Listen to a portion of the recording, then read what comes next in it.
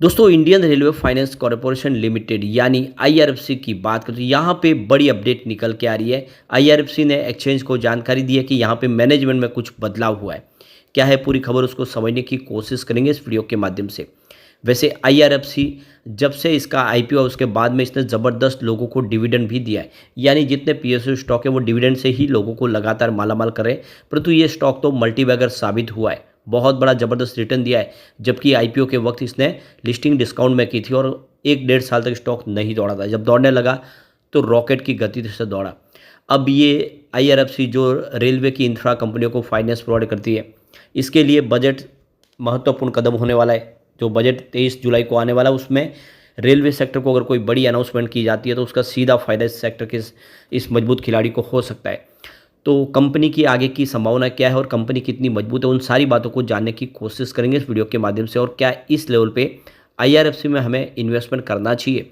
लेकिन फ्रेंड उससे पहले अगर आप पहली बार हमारे चैनल पे आए तो चैनल को सब्सक्राइब कर दीजिए, एक बेल आइकॉन दबा दीजिए ताकि जब भी नया वीडियो बने पहला नोटिफिकेशन आपको मिले। वीडियो पसंद आए तो लाइक से जरूर कीजिए। चलो फ्रेंड्स वीडियो स्टार्ट करते हैं। मैं हूँ आपका दोस्त एस बी दवे और हमारे अपने चैनल ऑनलाइन कमाई में आपका बहुत बहुत स्वागत है। तो सबसे पहले अगर कारोबार की बात कर ले तो देख सकते हो कि फ्राइडे को 205 के आसपास क्लोजिंग थी। 0.05% की मामूली सी गिरावट देखने को मिली। तो ये गिरावट मामूली सी इसलिए है क्योंकि बाजार में ज़बरदस्त गिरावट हुई थी। बाजार ऊपर के लेवल से प्रॉफिट बुकिंग की चपेट में आ गया और बीएसई सेंसेक्स में 750 पॉइंट की भारी गिरावट देखने को मिली। इसके बावजूद भी आईआरएफसी ने बेहतर प्रदर्शन किया है। अब इसकी परफॉर्मेंस देखें तो पिछले 2 सालों में आईपीओ आने के बाद इसने जो रिटर्न दिया वो बहुत ही बेहतरीन है। करीब 916% का ज़बरदस्त रिटर्न दिया है। पिछले 1 साल में ही जिसने इन्वेस्टमेंट किया होगा वो भी मालामाल हो चुका है। करीब 531% का ज़बरदस्त रिटर्न दिया है इस स्टॉक ने, यानी बड़ा मल्टीबैगर साबित हुआ है। पिछले 6 महीनों में देखें तो 40% की तेज़ी बनी है, यानी एक तरह से आप देख लो कि दौड़ थी वो थोड़ी सी रुकी है। पिछले 1 महीने में यहाँ पे 17% की तेज़ी बनी है।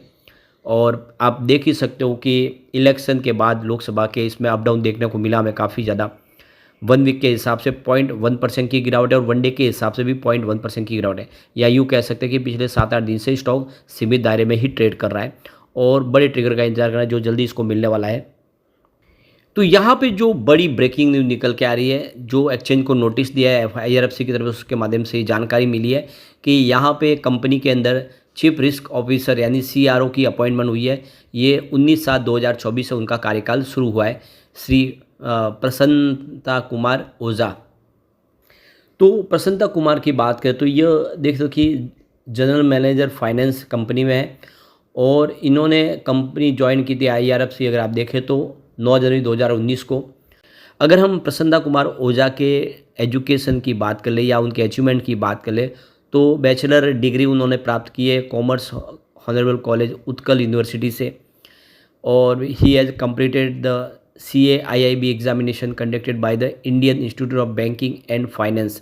He also an associate member of ICAI. He has around 25 years of experience in the field of banking, finance, account and audit.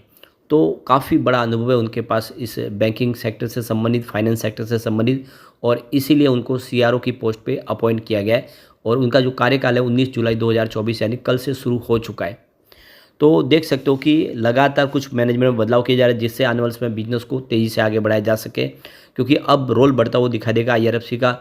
सरकार बहुत सारे ऐलान कर रही है इस समय रेलवे इंफ्रा के लिए। ऐसे में आईआरएफसी आने वाले समय कुछ बड़ा कमाल कर सकता है।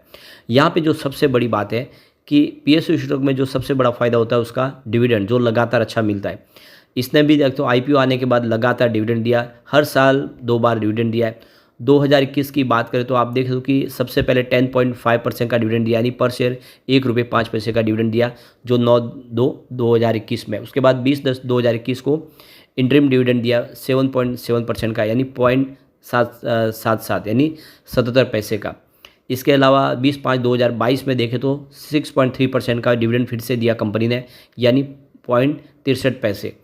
इसके अलावा 31/10/2022 में इंटरिम डिविडेंड दिया है 8% का, यानी 80 पैसे का पर शेयर डिविडेंड दिया है।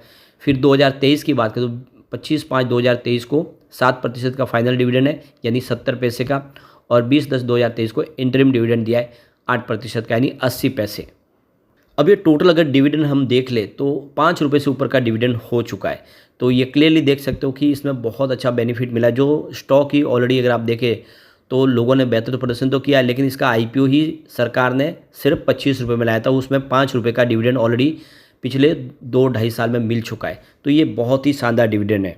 कंपनी के बिजनेस की बात करें तो 2,20,485 करोड़ का अभी तक इन्होंने फंडेड कर दिया है प्रोजेक्ट एसेट के ऊपर।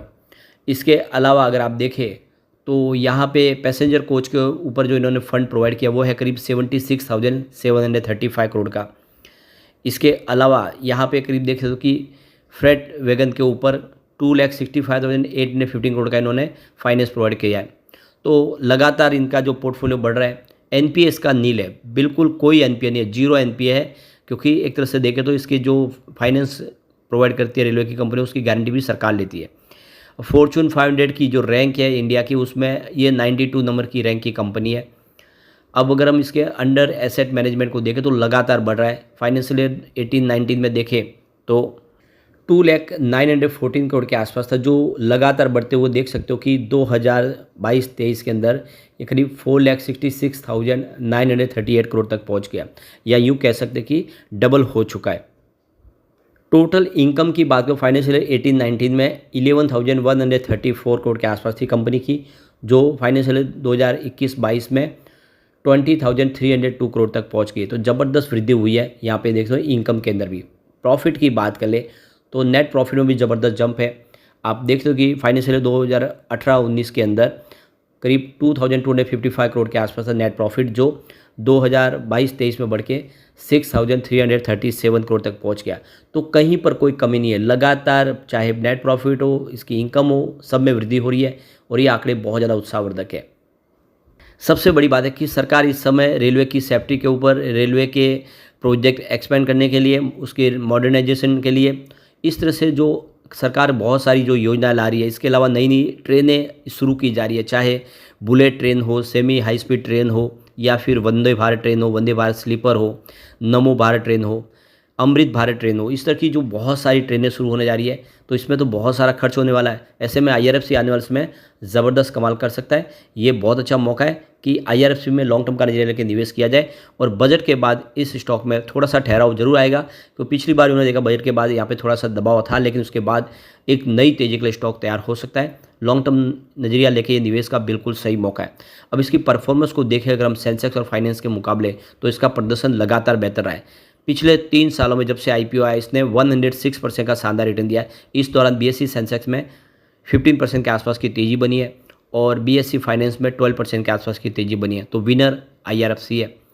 1 ईयर की बात कर ले तो इंडियन रेलवे फाइनेंस कॉर्पोरेशन में 531% का ज़बरदस्त रिटर्न दिया। इस दौरान बीएसई सेंसेक्स में मात्र 20% की तेजी बनी है और बीएसई फाइनेंस में तो 18% की ही तेजी थी। यानी अपनी पेयर कंपनियों की तुलना में इसका जो रिटर्न है वो बहुत ही ज़बरदस्त है। 3 मंथ की बात कर ले तो इसने 45% का ज़बरदस्त रिटर्न दिया है। इस दौरान सेंसेक्स में 11% की तेजी बनी है और फाइनेंस सेक्टर मात्र 10% दौड़ा है। तो विनर बिल्कुल यहाँ पे आईआरएफसी है।